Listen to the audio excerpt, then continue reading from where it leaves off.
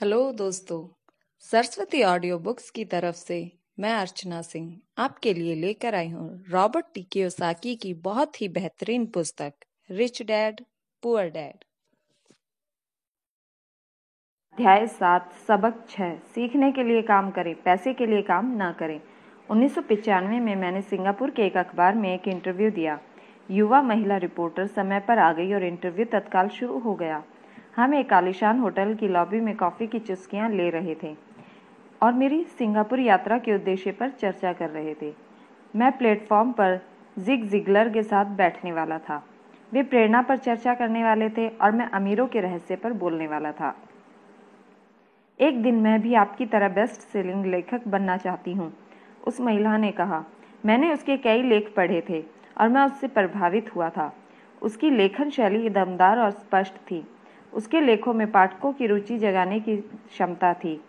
आपकी शैली बहुत बढ़िया है, मैंने जवाब में कहा। कौन सी चीज़ आपको अपने सपनों को हकीकत में बदलने से रोक रही है? मेरा काम कहीं का कहीं जाता है, उसने शांतिपूर्वक कहा। हर आदमी कहता है कि मेरा उपन्यास बढ़िया है, परंतु कुछ नहीं होता।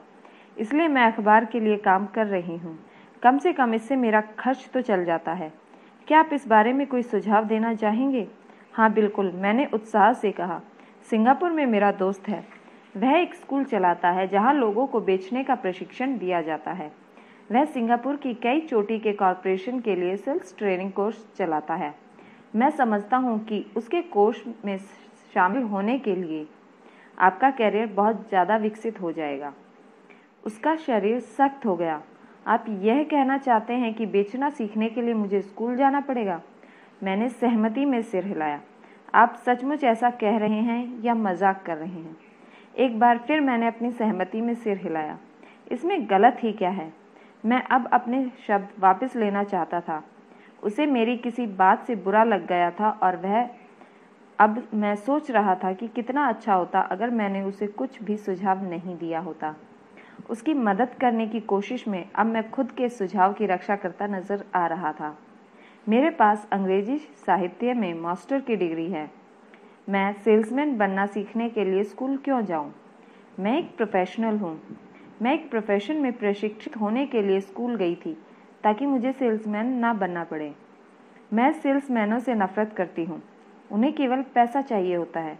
तो आप मुझे बताएं कि मैं सेल्स का अध्ययन क्यों करूं? अब वह अपना ब्रीफकेस ताकत से बंद कर रही थी। इंटरव्यू खत्म हो गया था। कॉफ़ी टेबल पर मेरी एक बेस्ट सेलिंग पुस्तक रखी हुई थी। मैंने इसे उठाया और उसके द्वारा लिखे गए नोट्स को भी अपने दूसरे हाथ में रखा। क्या आप इसे देख सकती हैं? मैंने उसके नोट्स की तरफ इशारा किया। उसने अपने नोट्स पर नज़र डाली। क्या? उसने उलझन में कहा। एक बार फिर मैंने उसके नोट्स की तरफ जानबूझकर इशारा किया। उसके पैड पर उसने लिखा था, रॉबर्ट कियोसाकी, बेस्ट सेलिंग लेखक। यहाँ पर बेस्ट सेलिंग लेखक लिखा हुआ है, न कि बेस्ट राइटिंग लेखक। उसकी आंखें तत्काल फैल गईं। मैं बहुत बुरा लेखक हूँ और आप बहुत बढ़िया लेखक हैं। मैं सेल्स स्कूल गया हूँ। आपके पास मास्टर डिग्री है। दोनों को इकट्ठा कर लें और आप एक बेस्ट सेलिंग लेखक और बेस्ट राइटिंग लेखक बन सकती हैं। उसकी आंखों में गुस्सा था।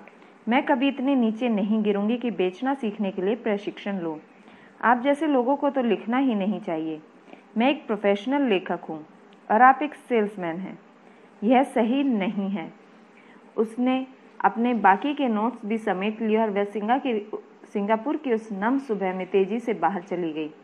कम से कम उसने अगले दिन तक मुझे अच्छा कवरेज दिया। दुनिया स्मार्ट, गुणी, शिक्षित और प्रतिभा संपन्न लोगों से भरी हुई है। हम उनसे हर दिन मिलते हैं। वे हमारे चारों तरफ हैं। कुछ दिनों पहले मेरी कार में कुछ गड़बड़ हो गई थी। मैं एक गैरेज में गया और युवा मैकेनिक ने उसे कुछ ही मिनटों में ठीक कर दिया। इंजन की आवाज़ सुनकर ही उसे समझ आ गया था कि गड़बड़ कहाँ है। मैं हैरान था। दुखद सच तो यह है कि प्रतिभा ही पर्याप्त नहीं होती। मुझे लगातार यह देख देखकर झटका लगता है कि प्रतिभा संपन्न लोग कितना कम कमा पाते हैं। मैंने अभी हाल ही सुना है कि 5% से भी कम अमेरिकी एक साल में $1 लाख से ज़्यादा कमा पाते हैं। मैं ऐसे प्रतिभाशाली और उच्च शिक्षित लोगों से मिला हूँ जो एक साल में $20,000 से भी कम कमा पाते हैं। मेडिकल व्यवसाय में विशेषज्ञता रखने वाला एक व्यावसायिक सलाहकार मुझे बताता रहा था कि कितने डॉक्टर, दंत चिकित्सक और दूसरे लोग पैसे की समस्या से जूझ रहे हैं, और मेरी सोच यह थी कि एक बार डॉक्टर बनने के बाद तो पैसा उनके घर बरसने लगता होगा। यह व्यावसायिक सलाहकार ने मुझे एक बढ़िया वाक्य दिया, वे भारी दौलत से सिर्फ एक दक्षता दूर हैं। इस वाक्य का यह मतलब है कि ज़्यादातर लोगों को केवल एक और दक्षता सीखने की ज़रूरत होती है और इसके बाद उनकी आमदनी अपने आप बहुत ज़्यादा बढ़ जाएगी। मैं यह पहले ही बता चुका हूँ कि फाइनेंशियल बुद्धि अकाउंटिंग, निवेश, मार्केटिंग और कानून का समन्वय है। इन 4 तकनीकी दक्षताओं को मिला दें और पैसे से पैसा बनाना ज़्यादा आसान हो जाएगा। जब पैसे की बात आती है तो ज़्यादातर लोगों को केवल ज़्यादा कड़ी मेहनत करने की दक्षता होती है। दक्षताओं के समन्वय का एक अच्छा उदाहरण अखबार की उस रिपोर्टर का है। अगर वह सेल्स और मार्केटिंग के क्षेत्र में दक्षता हासिल कर ले तो उसकी आमदनी हवा से बातें कर सकती है। अगर मैं उसकी जगह होता तो मैं एडवर्टाइजिंग, कॉपीराइटिंग और सेल्स के कोर्स में शामिल हो जाता। फिर अखबार में काम करने के बजाय मैंने किसी एडवर्टाइजिंग एजेंसी में नौकरी खोजी होती। चाहे इस काम में वेतन कम भी मिलता, परंतु इससे वह यह सीख जाती कि सफल एडवर्टाइजिंग में प्रयुक्त होने वाले शॉर्टकट का प्रयोग किस तरह किया होता है। उसने अपना कुछ समय जनसंपर्क में भी देना होता है, जो एक महत्वपूर्ण दक्षता है। वह यह भी सीखती कि मुफ्त प्रचार में किस तरह लाखों कमाए जाते हैं। फिर रातों में और सप्ताहांतों में वह अपना महान उपन्यास पूरा कर सकती थी। जब वह पूरा हो जाता तो वह अपनी पुस्तक को बेचने के लिए ज़्यादा अच्छी स्थिति में होती। फिर कुछ ही समय में वह एक बेस्ट सेलिंग लेखिका हो सकती थी। जब मैंने अपनी पहली पुस्तक if you want to be rich and happy don't go to school छपवाई तो एक प्रकाशक ने यह सुझाव दिया कि मैं शीर्षक को बदलकर द इकोनॉमिक ऑफ एजुकेशन कर दूं। मैंने प्रकाशक से साफ कह दिया कि इस तरह के शीर्षक से पुस्तक की कुल 2 प्रतियां ही बिकेंगी। एक तो मेरा परिवार खरीदेगा और दूसरा मेरा सबसे अच्छा दोस्त। दिक्कत यह है कि वे दोनों इसे मुफ्त में पाने की आशा करेंगे। If you want to be rich and happy don't go to school शीर्षक को जानबूझकर चुटीला बनाया गया था, क्योंकि मैं जानता था कि ऐसा करने से इसे हजारों टन प्रचार मिल जाएगा। मैं शिक्षा का समर्थक हूँ और शिक्षा के सुधार में विश्वास करता हूँ, अन्यथा मैं अपने पुरातन पंथी शिक्षा तंत्र को बदलने की बार बार मांग क्यों करता। इसलिए मैंने एक ऐसा टाइटल चुना जो टीवी और रेडियो शो पर ज़्यादातर प्रचारित हो सकता था, सिर्फ इसलिए क्योंकि मैं विवादास्पद होने से नहीं डरता। कई लोगों का विचार था कि कोई फ्रूट केक था, परंतु पुस्तक बिक्री और बहुत बिकी। जब मैं यूएस मर्चेंट मरीन अकेडमी से 1959 में ग्रेजुएट हुआ तो मेरे पढ़े लिखे डैडी खुश हुए। स्टैंडर्ड ऑयल ऑफ कैलिफोर्निया ने मुझे अपने ऑयल टैंकर फ्लीट में काम दे दिया। मैं थर्ड मैट था। हालांकि मेरी तनख्वाह मेरे सहपाठियों की तुलना में कम थी, परंतु कॉलेज के बाद पहले काम के हिसाब से ठीक थी। मेरी शुरुआती तनख्वाह $42,000 प्रति वर्ष थी, जिसमें ओवरटाइम भी शामिल था, और मुझे केवल 7 महीने काम करना पड़ता था। बाकी के 5 महीने मेरी छुट्टियां होती थीं। अगर मैं चाहता तो मैं अब एक सहायक शिपिंग कंपनी के साथ वियतनाम जा सकता था और अपनी 5 महीनों की छुट्टियों के बदले अपनी तनख्वाह दुगनी कर सकता था। मेरे सामने एक बहुत बढ़िया कैरियर था, परंतु मैंने 6 महीने के बाद ही इस्तीफा दे दिया और मरीन कॉर्प्स में भर्ती हो गया ताकि मैं हवाई जहाज उड़ाना सीख सकूं। मेरे पढ़े लिखे डैडी का दिल टूट गया। अमीर डैडी ने मुझे बधाइयाँ दी। स्कूल और नौकरी में विशेषज्ञता का विचार एक लोकप्रिय विचार है, यानी कि ज़्यादा धन कमाने के लिए, प्रमोशन हासिल करने के लिए आपको विशेषज्ञता हासिल करने की ज़रूरत है। इसलिए मेडिकल डॉक्टर्स तत्काल बाल रोग विशेषज्ञ या अस्थि रोग विशेषज्ञ जैसी विशेषज्ञता हासिल करने में जुट जाते हैं। यही अकाउंटेंट्स, आर्किटेक्ट्स, वकीलों, पायलटों और बाकी लोगों के बारे में सही है। मेरे पढ़े लिखे डैडी इसी विचारधारा में विश्वास रखते थे, इसलिए वे डॉक्टरेट मिलने के बाद रोमांचित हो गए थे। वे अक्सर ये मानते थे कि स्कूल के ऐसे लोगों का सम्मान किया जाता है जो कम से कम चीज़ों के बारे में ज़्यादा से ज़्यादा पढ़ते हों। अमीर डैडी मुझसे ठीक इसका उल्टा करने के लिए प्रोत्साहित करते थे। आपको हर चीज़ के बारे में थोड़ा थोड़ा पता होना चाहिए, यह उनका सुझाव था। इसलिए मैंने उनकी कंपनियों में कई विभागों में सालों तक काम किया। कुछ समय के लिए मैंने उनके अकाउंटिंग डिपार्टमेंट में काम किया। हालांकि मैं कभी अकाउंटेंट नहीं बन सकता था, परंतु वे चाहते थे कि मैं उस विभाग में रहकर उनके बारे में मोटी मोटी बातें समझ लूँ। अमीर डैडी जानते थे कि मैं वहाँ की शब्दावली को पकड़ लूँगा और यह भी समझ लूँगा कि क्या महत्वपूर्ण होता है और क्या नहीं। मैं एक बस बॉय और कंस्ट्रक्शन वर्कर के रूप में भी काम कर चुका हूँ और सेल्स, रिजर्वेशन और मार्केटिंग में भी। वे मुझे एक और माइक को सीढ़ी दर सीढ़ी सिखा रहे थे। इसलिए वे चाहते थे कि हम लोग उनके बैंकर्स, वकीलों, अकाउंटेंट्स और ब्रोकर्स के साथ बैठकों में भाग लें। वे चाहते थे कि हम लोग उनके साम्राज्य के हर पहलू के बारे में थोड़ी बहुत जानकारी रखें। जब मैंने स्टैंडर्ड ऑयल की अच्छी तनख्वाह मिलने वाली नौकरी छोड़ी तो मेरे पढ़े लिखे डैडी ने मुझसे दिल खोलकर बातें की। उन्हें कुछ समझ में नहीं आ रहा था। वे मेरे निर्णय के पीछे के कारण को नहीं समझ पा रहे थे, क्योंकि जिस नौकरी से मैंने इस्तीफा दिया था उसमें तनख्वाह अच्छी थी, फ़ायदे बहुत थे, खाली समय भी बहुत मिलता था और प्रमोशन के अच्छे अवसर थे। जब एक शाम को उन्होंने मुझसे पूछा, तुमने नौकरी क्यों छोड़ दी, तो मैं लाख कोशिश करने के बाद भी उन्हें इसका कारण नहीं समझा सका। मेरे तर्क उनके तर्क के दायरे में फिट नहीं हो पा रहे थे। समस्या यह थी कि मेरा तर्क मेरे अमीर डैडी का तर्क था। मेरे पढ़े लिखे डैडी के लिए नौकरी की सुरक्षा ही सब कुछ थी। मेरे अमीर डैडी के लिए सीखना ही सब कुछ था। पढ़े लिखे डैडी का विचार था कि मैं शिप का ऑफिसर बनने की शिक्षा ग्रहण करने स्कूल गया था। अमीर डैडी जानते थे कि मैं अंतर्राष्ट्रीय व्यापार के अध्ययन के लिए स्कूल गया था। तो एक विद्यार्थी की तरह मैं सुदूर पूर्व और साउथ पैसिफिक जाने वाले जहाज़ों पर, बड़े फ्रेटर्स पर, ऑयल टैंकरों और यात्री जहाज़ों पर काम करता रहा। अमीर डैडी इस बात पर जोर देते थे कि मैं यूरोप की तरफ जाने वाले जहाज़ों के बजाय प्रशांत महासागर पर अपना ध्यान केंद्रित करूं, क्योंकि भविष्य के देश एशिया में हैं, यूरोप में नहीं। जबकि मेरे ज़्यादातर सहपाठी, जिनमें माइक भी शामिल था, अपने घरों पर पार्टी और मौज मस्ती करते थे। तब मैं Japan, Taiwan, Thailand, Singapore, Hong Kong, Vietnam, Korea, Tahiti, Samoa और फिलीपींस के व्यवसाय, लोगों, बिजनेस की शैलियों और संस्कृतियों का अध्ययन करता था। मैं भी पार्टी कर रहा होता था, परंतु अपने घर पर नहीं। मेरा ज्ञान बहुत तेजी से बढ़ रहा था। पढ़े लिखे डैडी कभी नहीं समझ सके कि मैंने यह नौकरी क्यों छोड़ी और इसके बाद मरीन कॉर्प्स में क्यों शामिल हुआ। मैंने उन्हें बताया कि मैं जहाज उड़ाना सीखना चाहता हूँ, परंतु वास्तव में मैं ट्रक का नेता बनना सीखना चाहता था। अमीर डैडी ने मुझे बतला रखा था कि कंपनी चलाने का सबसे कठिन काम था लोगों से काम लेना। उन्होंने 3 साल तक सेना में काम किया था। मेरे पढ़े लिखे डैडी ने कभी ऐसा नहीं किया था। अमीर डैडी ने मुझे बताया कि खतरनाक परिस्थितियों में किस तरह लोगों का नेतृत्व किया जाए।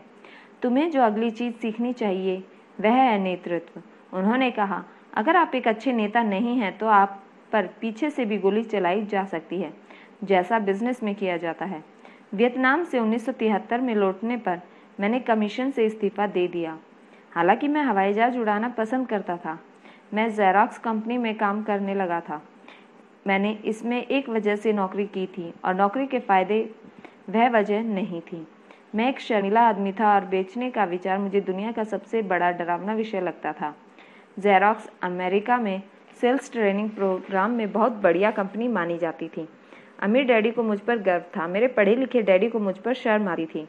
एक बुद्धिजीवी होने के नाते वे सोचते थे कि सेल्समैन उनके नीचे के स्तर के होते हैं। मैंने ज़ेरॉक्स में 4 साल तक काम किया, जब तक कि मुझे दरवाजे खटखटाने और अस्वीकार कर दिए जाने के डर से मुक्ति नहीं मिल गई। एक बार मैं विक्रय में चोटी के 5 लोगों में लगातार आने लगा तो मैंने एक बार फिर इस्तीफा दे दिया और आगे बढ़ गया। एक बार फिर मैंने एक अच्छी खासी कंपनी के साथ अपना बढ़िया कैरियर छोड़ दिया था। 1977 में मैंने अपनी पहली कंपनी खोली। अमीर डैडी ने मुझे और माइक को कंपनियां चलाने का प्रशिक्षण दे रखा था, तो अब मुझे उन्हें स्थापित करना ही सीखना था। मेरा पहला उत्पाद था नायलॉन और वेलक्रो का वैलेट, जो फार ईस्ट में बनता था और समुद्री जहाज से न्यूयॉर्क में एक वेयरहाउस तक आता था।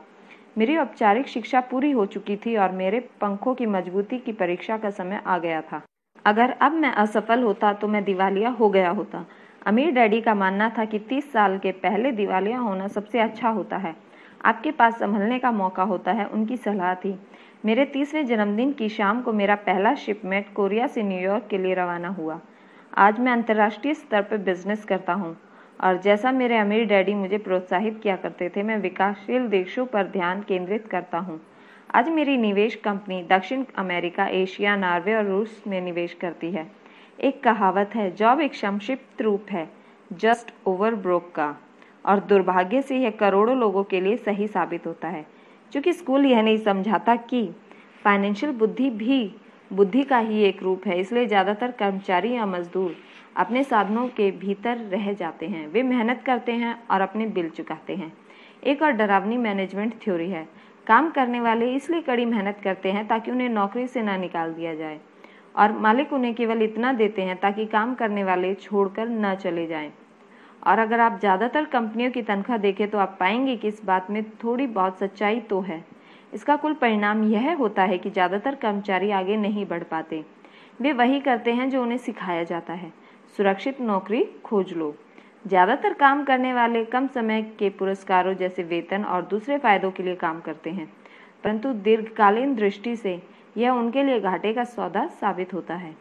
इसके बजाय मैं युवा लोगों को यही सलाह दूंगा कि नौकरी खोजते समय वे इस बात पर कम ध्यान दें कि वे कितना कमा रहे हैं और इस बात पर ज़्यादा ध्यान दें कि वे कितना सीख रहे हैं।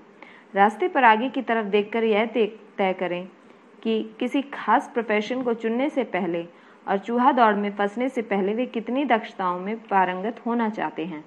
एक बार लोग बिल चुकाने की आजीवन प्रक्रिया में फंस जाते हैं तो वे छोटे हैमस्टर की तरह धातु के छोटे पहियों के चारों तरफ घूमते रहते हैं। उनके छोटे पैर तेजी से घूमते हैं, पहिए भी तेजी से घूमते हैं, परंतु आने वाले कल में भी वे उसी पिंजरे में रहेंगे, नौकरी। जेरी मैगवायर नाम की फिल्म में टॉम क्रूज का बहुत बढ़िया रोल था और इस फिल्म में कई बहुत जोरदार संवाद थे। शायद सबसे यादगार लाइन थी, मुझे पैसा दिखाओ, परंतु एक और लाइन थी जो मेरे हिसाब से ज़्यादा सच्ची थी। यह उस दृश्य में थी जहां टॉम क्रूज फर्म छोड़कर जा रहा है। उसे नौकरी से निकाल दिया गया है और वह पूरी कंपनी से पूछता है, मेरे साथ कौन आना चाहता है? और सब लोग मौन और स्तब्ध हैं। केवल एक औरत बोलती है, मैं आना तो चाहती हूँ, परंतु मेरा 3 महीने में प्रमोशन होने वाला है। यह वाक्य शायद पूरी फिल्म का सबसे सच्चा वक्तव्य है।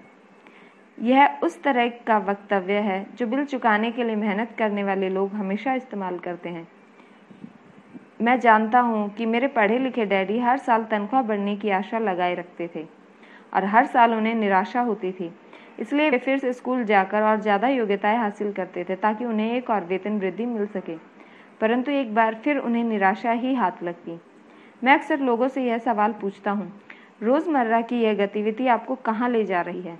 छोटे हैमस्टर की तरह लोगों को यह देखना चाहिए कि उनकी कड़ी मेहनत का नतीजा क्या निकल रहा है, उनका भविष्य क्या होगा। Cyril Brickfield, the American Association of Retired People के भूतपूर्व एग्जीक्यूटिव डायरेक्टर का कहना है कि प्राइवेट पेंशन की हालत बहुत खराब है। पहली बात तो यह है कि आज काम करने वालों में से 50% को कोई पेंशन नहीं मिलेगी। इस बात से चिंता होना चाहिए, और बाकी बचे 50% में से भी 75 से 80% लोगों को नाम मात्र की पेंशन मिलेगी, जो $55 या $150 या $300 प्रति माह होगी। अपनी पुस्तक द रिटायरमेंट मिथ में क्रेग एस कार्पेल लिखते हैं, मैं एक बड़ी राष्ट्रीय पेंशन सलाहकार फर्म के मुख्यालय में गया और मैनेजिंग डायरेक्टर से मिला, जिसकी विशेषज्ञता बढ़िया रिटायरमेंट योजनाएं तैयार करने में थी। जब मैंने उनसे पूछा कि छोटे ऑफिसों में काम करने वाले लोगों को पेंशन से कितनी आमदनी की उम्मीद करनी चाहिए, तो उन्होंने विश्वास भरी मुस्कुराहट के साथ कहा, सिल्वर बुलेट। सिल्वर बुलेट का क्या मतलब होता है? मैंने पूछा। उसने अपने कंधे उचकाए। अगर बुजुर्गों को लगता है कि बुढ़ापे में उनके पास जिंदा रहने के लिए पर्याप्त धन नहीं है, तो वे अपने आप को गोली मार सकते हैं।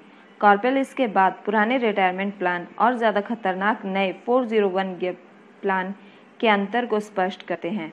ज़्यादातर काम करने वाले लोगों के लिए यह कोई सुखद तस्वीर नहीं है, और यह तो रिटायरमेंट की बात। जब इस तस्वीर में मेडिकल फीस, दीर्घकालीन नर्सिंग होम सुविधा को जोड़ा जाता है तो यह तस्वीर डरावनी हो जाती है। उनकी 1995 की पुस्तक में वे बताते हैं कि नर्सिंग होम की फीस $30,000 प्रति वर्ष से $1,25,000 प्रति वर्ष है। वे अपने इलाके के साफ सुथरे परंतु साधारण नर्सिंग होम में गए और उन्होंने 1995 में कीमत को $88,000 पाया। आज भी समाजवादी चिकित्सा वाले देशों के कई अस्पतालों में कई कड़े फैसले लेने होते हैं, जैसे कौन जिएगा और कौन मरेगा। वे यह फैसले विशुद्ध रूप से इस आधार पर लेते हैं उनके पास कितना पैसा है और मरीज कितने वृद्ध हैं। अगर मरीज वृद्ध हैं तो अक्सर मेडिकल केयर अपेक्षाकृत युवा आदमी को दे देते हैं। बूढ़ा गरीब मरीज लाइन में सबसे पीछे खड़ा रहता है। तो जिस तरह अमीर लोग बेहतर शिक्षा हासिल कर सकते हैं, उसी तरह अमीर लोग अपने आप को जिंदा भी रख सकते हैं, जबकि जिनके पास दौलत नहीं है वे मर जाएंगे। तो मैं हैरान हो जाता हूँ कि क्या कर्मचारी भविष्य में देख पा रहे हैं या उनकी भविष्य की दृष्टि केवल उनकी अगली तनख्वाह तक ही है और अपने आप से कभी दूरगामी भविष्य के बारे में सवाल ही नहीं करते। जब मैं ज़्यादा पैसा कमाने की इच्छा रखने वाले वयस्कों को सामने बोलता हूँ तो मैं हमेशा एक ही चीज़ की सलाह देता हूँ। मैं यह सुझाव देता हूँ कि वे अपने जीवन के बारे में एक लंबा दृष्टिकोण रखें। केवल पैसा और सुरक्षा के लिए काम करने के बजाय, जो हालांकि महत्वपूर्ण है, मैं सुझाव देता हूँ कि वे एक और काम करने लगे जो उन्हें एक और दक्षता सिखा दे। अगर वे सेल्स तकनीकें सीखना चाहते हैं तो अक्सर मैं उनसे किसी नेटवर्क मार्केटिंग कंपनी में शामिल हो जाने के लिए कहता हूँ, जिसे मल्टी लेवल मार्केटिंग भी कहा जाता है। इनमें से कुछ कंपनियों के प्रशिक्षण कार्यक्रम बहुत बढ़िया होते हैं, जो लोगों के मन से झिझक और असफलता का डर निकाल देते हैं, जो लोगों के असफल होने का मुख्य कारण होते हैं। लंबे समय में शिक्षा धन से ज़्यादा बहुमूल्य है। जब मैं यह सुझाव देता हूँ तो अक्सर लोगों की प्रतिक्रिया होती है, पर इसमें बहुत झंझट है, या मैं केवल वही करना चाहता हूँ जिसमें मेरी रुचि है। इसमें बहुत झंझट है कि जवाब में मैं पूछता हूँ, तो आप जिंदगी भर सिर्फ इसलिए काम करते रहेंगे ताकि आपकी आय में से 50% आप सरकार को दे दें। दूसरे वक्तव्य में केवल यही करना चाहता हूँ जिसमें मेरी रुचि है के जवाब में मैं कहता हूँ, मैं जिम जाने में बिल्कुल रुचि नहीं रखता हूँ, परंतु मैं वहाँ इसलिए जाता हूँ ताकि मैं ज़्यादा फिट हो सकूँ और ज़्यादा समय तक जिंदा रह सकूँ। दुर्भाग्य से उस पुरानी कहावत में कुछ सच्चाई है। आप एक बूढ़े कुत्ते को नई चालबाजी नहीं सिखा सकते। जब तक कोई आदमी बदलने के लिए तैयार न हो, बदलना बहुत कठिन हो जाता है। परंतु उन लोगों के लिए जो कुछ नया सीखने के विचार से प्रेरित हो सकते हैं और दोराहे पर खड़े हैं, मेरा सुझाव यही है। जिंदगी बहुत हद तक जिम जाने की तरह ही है। इसमें सबसे दर्द भरा हिस्सा वहाँ जाने का फैसला लेना है। एक बार आप यह फैसला कर लेते हैं तो बाकी सब आसान हो जाता है। ऐसे कई दिन आए हैं जब मैं जिम जाने के नाम से कांप जाता हूँ, परंतु एक बार मैं वहाँ पहुँच जाता हूँ और काम शुरू कर देता हूँ तो मुझे मज़ा आने लगता है। जब मैं वहाँ से निकलता हूँ तो मुझे हमेशा खुशी होती है कि मैं वहाँ गया था।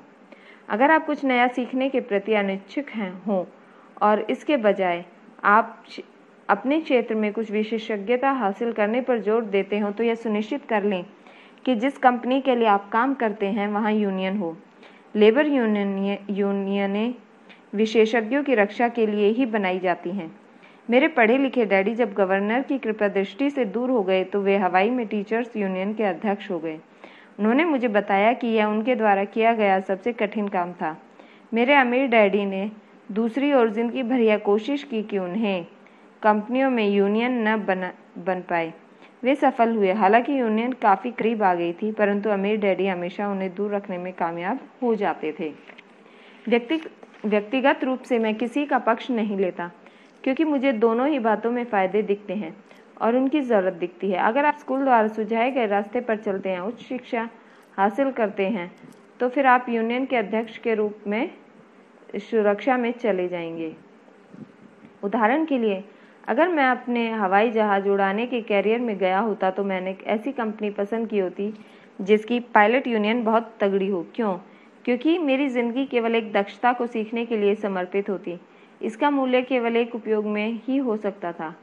अगर मुझे उस उपयोग से निकाल दिया गया होता तो मेरे जीवन की दक्षताएं किसी दूसरे उद्योग में उतनी बहुमूल्य नहीं होती। अगर किसी वरिष्ठ पायलट को निकाल दिया जाए जिसके पास हवाई उड़ान का 1 लाख घंटे का अनुभव हो और जो हर साल $1,50,000 कमा रहा हो, तो उसे स्कूल टीचिंग में इतनी ज़्यादा कमाई वाला बराबरी का काम ढूंढने में बहुत दिक्कत आएगी। दक्षता एक उद्योग से दूसरे उद्योग में ट्रांसफ़र नहीं होती, क्योंकि एयरलाइन उद्योग में जिन दक्षताओं का ज़रूरत होती है और जिसके लिए पायलटों को ज़्यादा वेतन दिया जाता है, वे स्कूल सिस्टम में उतनी महत्वपूर्ण नहीं होती। आज डॉक्टरों के लिए भी यही सही है। चिकित्सा के क्षेत्र में इतने परिवर्तन हो रहे हैं। कई मेडिकल विशेषज्ञ मेडिकल संगठनों जैसे HMO से जुड़ना पसंद करते हैं। स्कूल के शिक्षकों को यूनियन का सदस्य होना पड़ता है। आज अमेरिका में टीचर्स की यूनियन सबसे बड़ी और अमीर लेबर यूनियन है। NEA यानी नेशनल एजुकेशन एसोसिएशन के पास बहुत ज़्यादा राजनीतिक प्रभाव है। शिक्षकों को अपनी यूनियन की सुरक्षा की ज़रूरत होती है, क्योंकि शिक्षा के बाहर उनकी दक्षताओं का मूल्य अपेक्षाकृत काफ़ी कम होता है।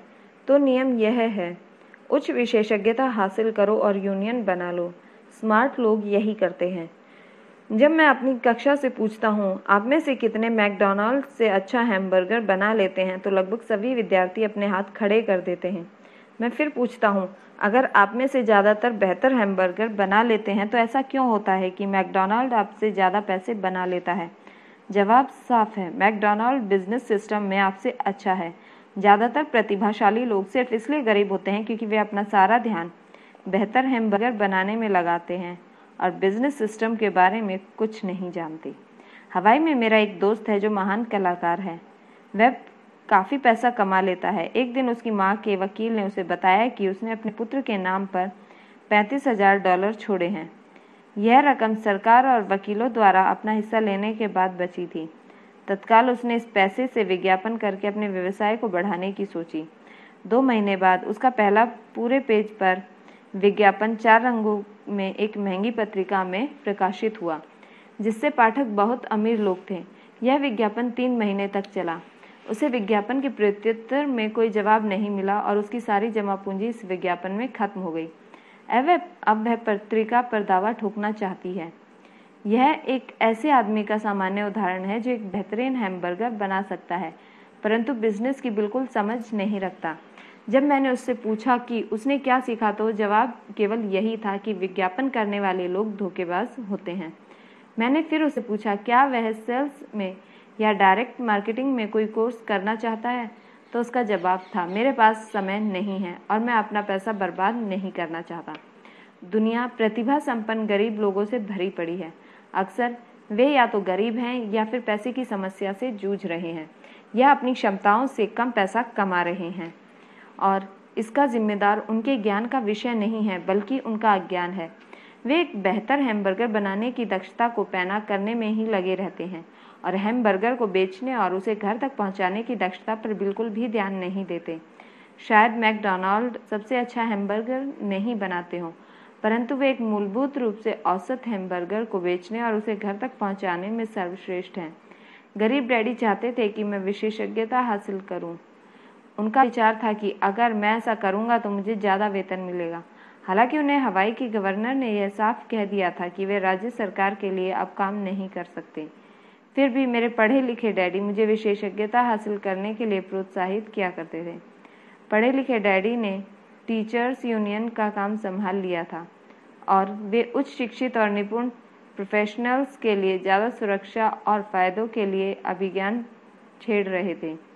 हममें से इस बात पर काफ़ी बहस हुई, परंतु मैं जानता हूँ कि वे इस बात पर कभी सहमत नहीं हुए कि ज़्यादा विशेषज्ञता के कारण ही यूनियन के संरक्षण की ज़रूरत होती है। वे यह कभी नहीं समझ पाए कि आप जितना ज़्यादा विशेषज्ञता हासिल कर लेते हैं, उतने ही ज़्यादा आप जाल में फंस जाते हैं और आप अपनी विशेषज्ञता पर निर्भर हो जाते हैं। मेरे अमीर डैडी ने सलाह दी थी कि माइक और मैं खुद का विकास करें। कई कॉरपोरेशन यही करते हैं। मैं बिजनेस स्कूल के किसी युवा प्रतिभाशाली विद्यार्थी को चुन लेते हैं और फिर उस आदमी को इस तरह विकसित करते हैं ताकि एक दिन वह कंपनी की जिम्मेदारी संभाल सके। और ये प्रतिभाशाली युवक कर्मचारी किसी एक डिपार्टमेंट में विशेषज्ञ नहीं होते। वे बिजनेसमैन सिस्टम के सभी पहलुओं की जानकारी लेने के लिए इस डिपार्टमेंट से उस डिपार्टमेंट तक काम करना सीखना चाहते हैं। अमीर लोग अक्सर अपने बच्चों को या दूसरों के बच्चों को भी इस तरह विकसित करते हैं। ऐसा करने से उनके बच्चों को बिजनेस की पूरी प्रक्रिया अच्छी तरह समझ में आ जाती है और वह यह भी समझ जाते हैं कि किस तरह विभिन्न डिपार्टमेंट्स में तालमेल होता है। दूसरे विश्व युद्ध की पीढ़ी में एक कंपनी से दूसरी कंपनी में जाना बुरा समझा जाता था। आज इसे स्मार्ट समझा जाता है। चूंकि लोग ज़्यादातर विशेषज्ञता हासिल करने के बजाय इस कंपनी को बदलकर दूसरी कंपनी में जाना पसंद करेंगे, तो क्यों न कमाने के बजाय सीखने पर ध्यान केंद्रित किया जाए। कम समय में हो सकता है कि आपकी आमदनी कम हो, परंतु लंबे समय में इससे आपको बहुत ज़्यादा फायदा होगा। सफलता के लिए मुख्य मैनेजमेंट दक्षताओं की ज़रूरत होती है। वे हैं: 1. कैश फ्लो का मैनेजमेंट, 2. सिस्टम का मैनेजमेंट, 3. लोगों का मैनेजमेंट। सबसे महत्वपूर्ण विशेषज्ञ दक्षता सेल्स और मार्केटिंग की समझ है। बेचने की योग्यता ही व्यक्तिगत सफलता की आधारभूत कुशलता है। इसलिए आपको दूसरे आदमी के साथ संप्रेषण में कुशल होना चाहिए, चाहे वह कोई ग्राहक हो, कर्मचारी हो, बॉस हो, पत्नी हो या बच्चे हो। कम्युनिकेशन स्किल जैसे लिखना, बोलना, सौदेबाजी करना सफल जीवन के लिए बहुत ज़रूरी है। यह एक ऐसी कला है जिस पर मैं बाजार लगातार करता हूँ और ज्ञान बढ़ाने के लिए पाठ्यक्रमों में भाग लेता हूँ। यह शैक्षणिक टेप खरीदता रहता हूँ। जैसा कि मैंने बताया, मेरे पढ़े लिखे डैडी ने जितनी ज़्यादा मेहनत की वे उतने ही ज़्यादा काबिल बने। उन्होंने जितनी ज़्यादा विशेषज्ञता हासिल की वे उतने ही ज़्यादा फंसते चले गए। हालांकि उनकी तनख्वाह बढ़ी, परंतु उनके विकल्प कम होते चले गए। जब उन्हें सरकारी नौकरी से हटा दिया गया, तभी उन्हें पता चला कि वे व्यवसाय की दृष्टि से कितने जोखिम में थे।